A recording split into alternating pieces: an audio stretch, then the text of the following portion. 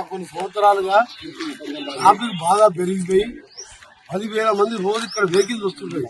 మధ్యలో డివైడర్లు జనరల్ గా చిన్న స్ట్రీట్ సెంట్రల్ లైటింగ్ కోసం పెడితే చిన్న వ్యాపారులు, పేదవాళ్ళు, మైనార్టీలు, దళితులు అందరూ కలిసి చిన్న షాపులు ఒక 50-60 మంది వాళ్ళు షాపులు పెట్టేసరికి అక్కడ అది పూలు కొనాలన్నా పనులు కొనాలన్నా అక్కడ ట్రాఫిక్ ఆగిపోతుంది, ఇక్కడ ట్రాఫిక్ ఆగిపోతుంది.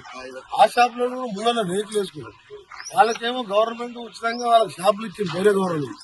ఈ పేదోళ్ళకి అన్యాయం చేయొద్దని ఆలోచించి పక్క ఓల్డ్ కలెక్టర్ ఆఫీస్ లో 1 ఎకరం స్థలంలో ఈ రోజే పని స్టార్ట్ చేస్తున్నాం. కింద స్లాబ్ వేసి పైన రేకులు వేయించి వాళ్ళకందరూ కూడా ఇక్కడ ఇబ్బంది రాకుండా పేదవాళ్ళని కాపాడుకుంటూ ఇవన్నీ కూడా ఉదయం 4 గంటలే నేను వచ్చి ఇక్కడ కూర్చొని ఇవన్నీ కూడా చేస్తున్నాం. జస్ట్ లో పబ్లిక్, జనరల్ పబ్లిక్ షాప్లకి వెళ్ళి సడన్ గా వెళ్తారు, మోటార్ సైకిల్ ఫాస్ట్ గా పోతుంది, యాక్సిడెంట్ అయ్యి ఎవరు చనిపోతారు. ఎవరు బాధ్యత?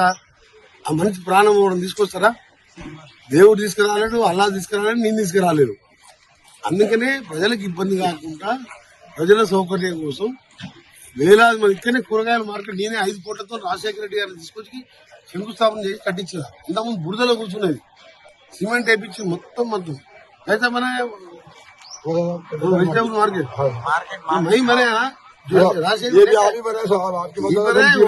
రెడ్డి లేక ఓపికనేనా. సో నేను ఎందుకంటే ప్రజల సౌకర్యం, ముఖ్యంగా పేదోళ్ళు అంటే నాకు ఇష్టం. పేదవాళ్ళు కన్నీళ్ళ కన్ను వస్తే నీళ్ళు వస్తే నాకు ఏడుపు వస్తుంది. అలాంటి వారిని ఎవరికి కూడా నష్టపోకుండా పక్కకి ఈ నుంచి ఒక 50 గదాలు కూడా లేదు, 40 గదాలు 50 గదాలు అక్కడ కూడా ప్లేస్ రెడీ అవుతారు. అక్కడ డీసీ వాళ్ళు ఉంటేనే పార్క్ చేసుకుంటారు. ఇంత సెంట్రల్ సిటీ డీసీ పార్క్ వాళ్ళకి హౌసింగ్ బోర్డ్ ల్యాండ్ ఉంది 50 ఎకరాలు టెంపరీ అక్కడ పెట్టుకోమన్నా. తర్వాత ఇక్కడ గవర్నమెంట్ ల్యాండ్ చూసి అడిషనల్ కలెక్టర్ అశోక్ రెడ్డి గారు ఉన్నారు, ఆయనకు చెప్పిన అశోక్ రెడ్డి గారు కలెక్టర్ ఎస్పీ కూడా వస్తున్నారు, వాళ్ళకు కూడా అప్పచెప్పి వాళ్ళకు కూడా 2 ఎకరాలు ఇప్పిస్తారు. డీసీఎం వాళ్ళకు లారీ ఆఫీస్ ఎట్టిందో ఇలా ఫ్రీగా 2 ఎకరాలు గవర్నమెంట్ ల్యాండ్ అలాట్ చేస్తాం, అక్కడ పెట్టుకుంటారు. డీసీఎం కాదు ఎక్కడున్నా పోతారు. కానీ ప్రకాశం బజార్ అయితే దీన్ని జరపలేము కదా, ప్రకాశం బజార్ జరపలేము. ఇక్కడ ప్రజల కోసం, ప్రజల సౌకర్యం కోసం ఎవరైనా యాక్సిడెంట్ కాకుండా సాఫీగా వచ్చి షాపింగ్ చేసుకున్నట్టు ఈ 3 రోజులకు 4 రోజులకు మొత్తం కూడా క్లీన్ చేస్తున్నాం. అందరికీ సహకరిస్తున్నాం. నిజంగా అన్ని వర్గాల వారు, కులం మతం లేకుండా అందరు సహకరిస్తున్నందుకు అందరికి కూడా చేతులెత్తి నమస్కరిస్తున్నా. నల్గొండని హైదరాబాద్ లాగా చేయాలనే నిన్ననే మేయర్ గా మన చైతన్య శ్రీనివాసరెడ్డి గారు, డిప్యూటీ మేయర్ గా మన ఆమీర్ గారు, 10 మంది మైనార్టీ కౌన్సిలర్స్ ఉన్నారు. అన్ని కులాలు మతాలు అందరినీ కలుపుకొని పోయినాం. ప్రతి చిన్న కులానికి కూడా కౌన్సిలర్ ఉన్నాడు కదా, ఉమ్మరోళ్ళు, శాఖలోళ్ళు, మంగళూరు అంటే కులం మతం లేదు నా దగ్గర. పేదవాళ్ళ మనిషి ఎవరు అంటే కోమటిరెడ్డి 5 సార్లు గెలిపించిందంటే వాళ్ళకి ఎంత చేసినా నా రుణం తీసుకోలేను. వాళ్ళందరికీ కూడా పేదోళ్లకు ఎవ్వరికి అన్యాయం జరిగినాయా. ఒక షాప్ అయినా 30,000 పనులు ఉన్నాయి సార్, ఇప్పుడు ఇట్లా ముందు పోవాలి, నువ్వు షాప్ మారుతావంటే ఎమ్మడే 30,000 ఇచ్చి షాప్ కొని పన్ను కొనేసి అందరికీ పనిచేశారు. ఒక ఆయన పూల బండి ఉన్నది, మా నాయన హాస్పిటల్ ఉంటారు, శంకర్ నీ కూడా పరిచయం అంటే నాకు దగ్గర మనిషి అంటే హాస్పిటల్ ఉంటారు, 5 లక్షలు 8 లక్షలు ఉంటారు, డిస్కౌంట్ ఇప్పాను. డిస్కౌంట్ కాదు, డాక్టర్తో మాట్లాడి మొత్తం బిల్లు నేనే కట్టుకుంటాను. నేను ఎట్టి పరిస్థితుల్లో పేదవాళ్ళకి అన్యాయం చేయాలి. మళ్ళా సైమల్టేనియస్ గా ప్రజలకు కూడా సౌకర్యంగా సాఫీగా ట్రాఫిక్ పోతుంటే ఈ కేబుల్స్ అన్ని కూడా తీసేస్తున్నా. ఇవాళ సీఎండి ముషరఫ్ గారని ఐఏఎస్ ఆఫీసర్ వస్తున్నాను, 11 గంటల రివ్యూ ఉన్నది. ఇవన్నీ కేబుల్ తీసి అండర్ గ్రౌండ్ కేబుల్ చేస్తున్నాం.